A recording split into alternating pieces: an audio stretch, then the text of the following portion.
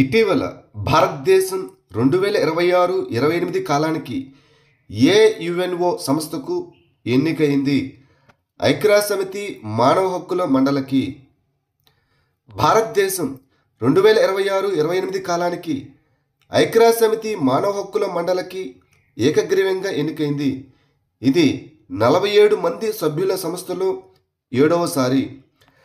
ఐక్యరాజ్యసమితి general assembly ద్వారా భారతదేశం ఎన్నిక కావడం మానవ హక్కులు మరియు ప్రాథమిక స్వేచ్ఛల పట్ల దాని బలమైన నిబద్ధతను ప్రతిబింబిస్తుందని భారతదేశ శాశ్వత ప్రతినిధి అయిన పి. హరీష్ అన్నారు.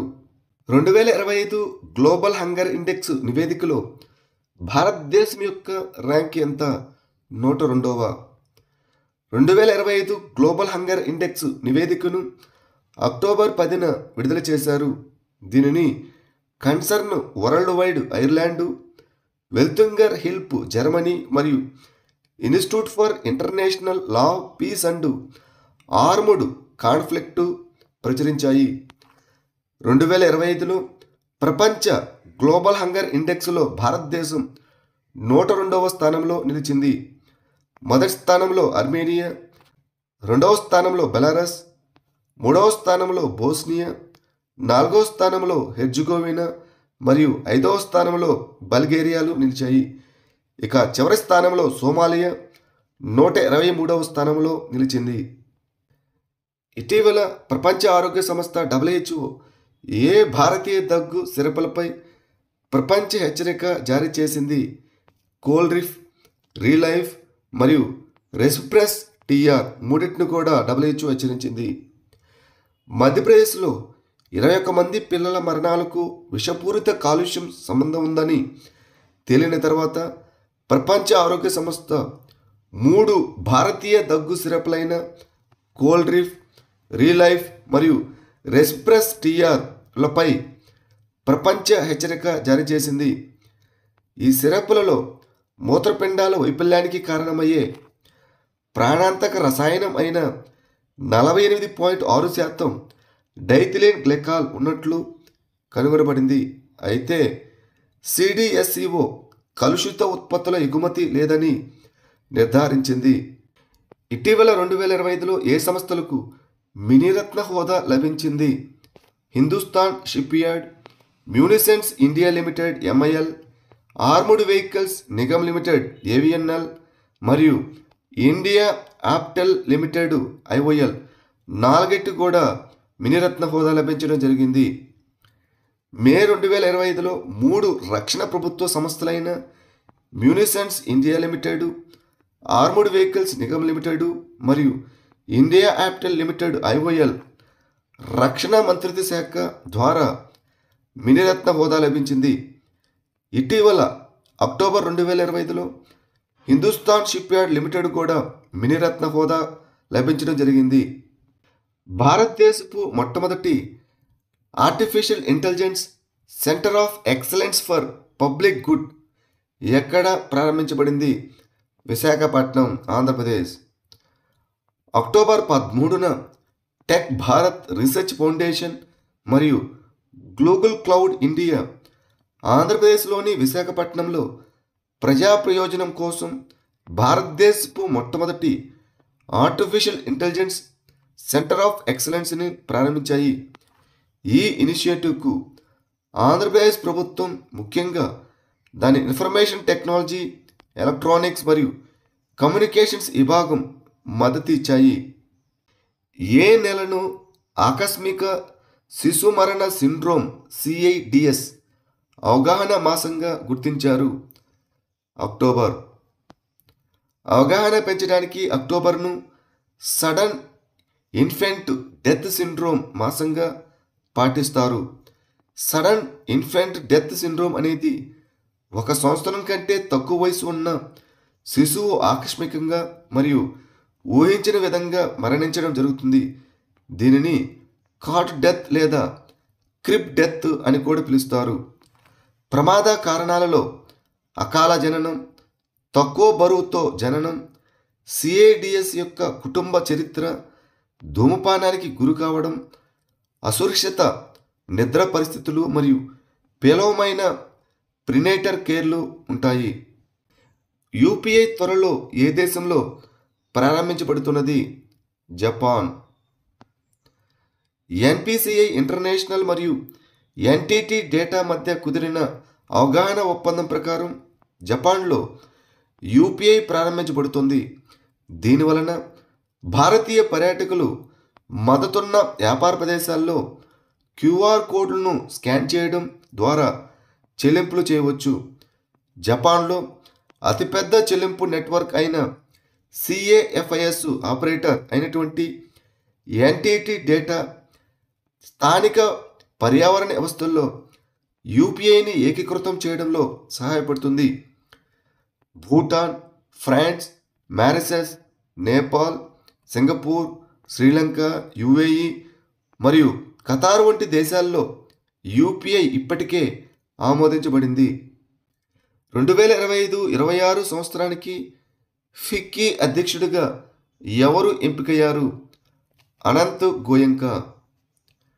ఆర్పీజీ గ్రూప్ వైస్ చైర్మన్ అయిన అనంత్ గోయంకా 2025-26 సంవత్సరానికి ఫిక్కీ అనగా federation of Indian chambers of commerce and industry యొక్క అధ్యక్షుడిగా ఎన్నికయ్యారు. గోయంకా ప్రస్తుతం ఫిక్కీలో సీనియర్ వైస్ ప్రెసిడెంట్గా ఉన్నారు మరియు రాబోయే కాలంలో ఆ పాత్రను స్వీకరిస్తారు.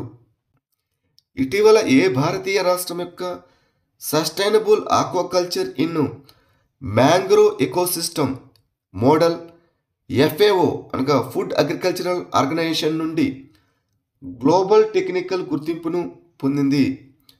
పశ్చిమ బెంగాల్. పశ్చిమ బెంగాల్లోని సుందర్బన్స్లోని సస్టైనబుల్ ఆక్వాకల్చర్ ఇన్ మడ అడవుల పర్యావరణ వ్యవస్థలు యొక్క మోడల్ ఇటీవల ఐక్యరాజ్యసమితి ఆహార మరియు వ్యవసాయ సంస్థ అయిన ఎఫ్ఏఓ నుండి ప్రపంచ సాంకేతిక గుర్తింపును పొందింది. ఇది ఉప్పునీటి రొయ్యల ఆక్వాకల్చర్ను మడ అడవుల పునరుద్ధరణతో కలిపే వాతావరణ అనుకూల మరియు పరిరక్షణ సంబంధిత జీవనోపాధి ఇనిషియేటివ్. ముంబై ఇటీవల బంగారు స్మగ్లింగ్ సిండికేట్ను నిర్మూలించిన ఆపరేషన్ పేరు ఏమిటి? Operation golden sweep. Directorate of revenue intelligence DRI Mumbai ఇటీవల ఆపరేషన్ గోల్డెన్ స్వీప్లో ఒక అంతర్జాతీయ బంగారు స్మగ్లింగ్ సిండికేట్ను కూల్చివేసింది. ఛత్రపతి శివాజీ మహారాజ్ ఇంటర్నేషనల్ విమానాశ్రయంలో ఈ దాడులు జరిగాయి.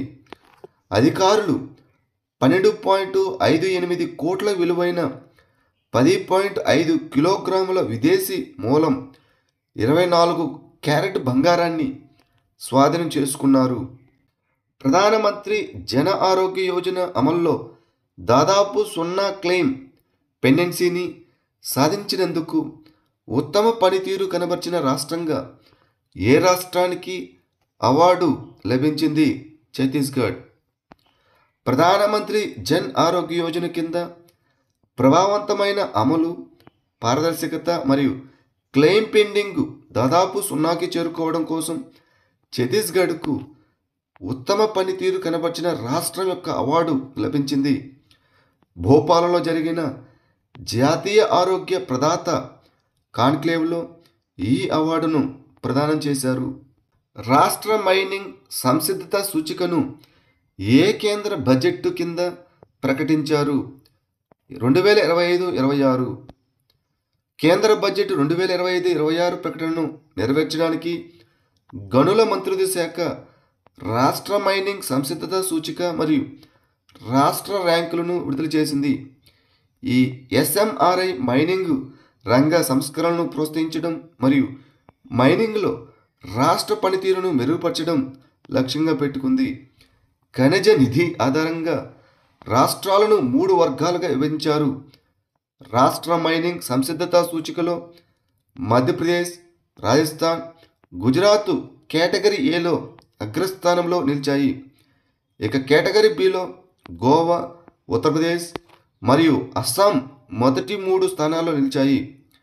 కేటగిరీ సిలో పంజాబ్, ఉత్తరాఖండ్ మరియు త్రిపుర మొదటి 3 స్థానాల్లో నిలిచాయి. సముద్ర శక్తి 2025 వ్యాయామం భారతదేశం మరియు ఏ దేశం మధ్య నిర్వహించబడుతుంది? ఇండోనేషియా. భారత నౌకాదళం విశాఖపట్నంలో 5వ ఎడిషన్ ఎక్సర్సైజు సముద్ర శక్తి 2025ను నిర్వహిస్తున్నది. ఇది భారతదేశం మరియు ఇండోనేషియా మధ్య ద్వైపాక్షిక సముద్ర వ్యాయామం. ఈ వ్యాయామం పరస్పర సామర్థ్యాన్ని పెంపొందించడం, పరస్పర అవగాహనను బలోపేతం చేయడం మరియు ఉత్తమ నావికా పద్ధతులను పంచుకోవడం లక్ష్యంగా పెట్టుకుంది. ఇది ఇండో పసిఫిక్ ప్రాంతంలో శాంతి మరియు స్థిరత్వానికి రెండు దేశాల భాగస్వామ్య నిబద్ధతను ప్రతిబింబిస్తుంది. మిలిటరీ కంబాట్ పారాషూట్ సిస్టమ్ ఎంసిపిఎస్ను ఏ సంస్థ అభివృద్ధి చేసింది? రక్షణ పరిశోధన మరియు అభివృద్ధి సంస్థ DRDO. Defence research and development organisation DRDO ఇటీవల 32,000 అడుగుల ఎత్తులో మిలిటరీ కంబాట్ పారాషూట్ సిస్టమ్ను విజయవంతంగా పరీక్షించింది. ఈ వ్యవస్థను డిఆర్డిఓ స్వదేశీగా అభివృద్ధి చేసింది. దీనిని ఆగ్రాలోని aerial delivery research and development establishment మరియు బెంగళూరులోని డిఫెన్స్ బయో ఇంజనీరింగ్ అదేవిధంగా ఎలక్ట్రోమెడికల్ ల్యాబొరేటరీ రూపొందించాయి. ఆకాశ్ క్షిపణి వ్యవస్థను ఏ సంస్థ రూపొందించి అభివృద్ధి చేసింది? రక్షణ పరిశోధన మరియు అభివృద్ధి సంస్థ డిఆర్డిఓ. బ్రెజిల్ ఉపాధ్యక్షుడు గెరాల్డో ఆల్కిమిన్తో న్యూఢిల్లీలో రక్షణ మంత్రి చర్చలు జరుపుతున్న సందర్భంగా బ్రెజిల్కు ఆకాశ్ క్షిపణి వ్యవస్థను సరఫరా చేయాలని భారతదేశం ఇటీవల ప్రతిపాదించింది.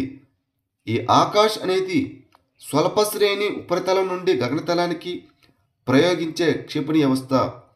ఇది ఫైటర్ జెట్లు, డ్రోన్లు, హెలికాప్టర్లు మరియు క్రూయిజ్ క్షిపణుల వంటి వైమానిక ముప్పుల నుండి ప్రాంతాలు మరియు ఆస్తులను రక్షించడానికి రూపొందించబడింది. దీనిని defence research and development organisation DRDO స్వదేశీయంగా అభివృద్ధి చేసింది.